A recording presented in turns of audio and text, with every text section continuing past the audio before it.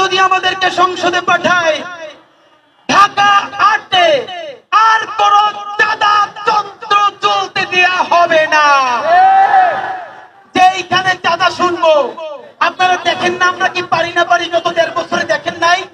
এই ওসমান আলী এবং তার ভাই বোনেরা আল্লাহ ছাড়া এই জমিনের নিচে আর কাউকে ভয় পায় না। অনেকেই আমাদেরকে বলে, ভাই নির্বাচনের পরে কেমনে থাকবেন? আপনাদেরকে একটা কথা বলি, যাদেরকে আপনারা বড় মাস্তান মনে করেন, এই মাস্তানেরা যদি মাস্তানি হইতো, এই মাস্তানেরা মাস্তানি কইরা হাসিনারে পতন করতে পারতো। এরা মাস্তান না, এরা সিটকি চোর, এরা চাঁদাবাজ, এরা ছোট ডাকাত, এরা মাফিয়া, এরা ব্যাংক লুটেরা। বড় অর্থে সার্বভৌমত্ব টিকিয়ে রাখার মাস্তানি করার কোন সাহস এবং শক্তি তাদের নাই।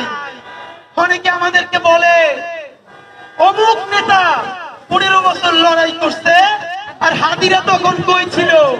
লড়াই যদি করলেন, আপনাদের এত ব্যাংকের ব্যবসা টিকে থাকলো কেমনে? যারা লড়াই করছে, সাতক্ষীরায় আমার ভাই বোনদের বাড়ি লড়াই করার কারণে বুলডোজার দিয়ে ঘুরাই দেওয়া হয়েছে।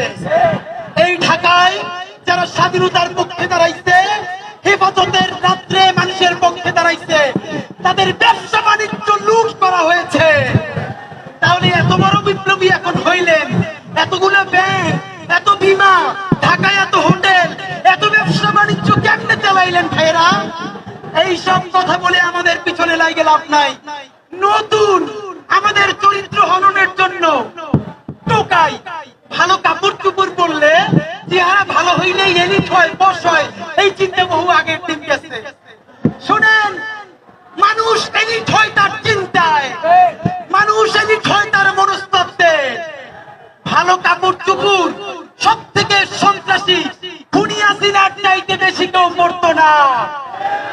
৮০০ ভরি স্বর্ণ খুনি হাসিনার ছিল, এর মানে সোনাদানা দিয়ে যদি এলিট হয়, হাসিনার চাইতে বড় কোনো এলিট নাই। নতুন এলিট সম্ভ্রান্ত, সম্ভ্রান্ত এবং সম্মানিত, এর সংখ্যা ঠিক করবে। কে কত সৎ, দায়িত্ব নিয়ে বলছি, চ্যালেঞ্জ করে বলছি। অনেকে বলেন আমরা নাকি সততা সেল করি। ভাইয়েরা, সততা বেচি বেচি বলতে কোনো দিতে নাই। যদি সাহস থাকে আপনারাও সততা বিক্রি করে দেখান। এনএসআই, ডিজিএফআই, ডিবি, এসপি থেকে শুরু কইরা এমন কোন এজেন্সি নাই যাদের কাছে ওসমান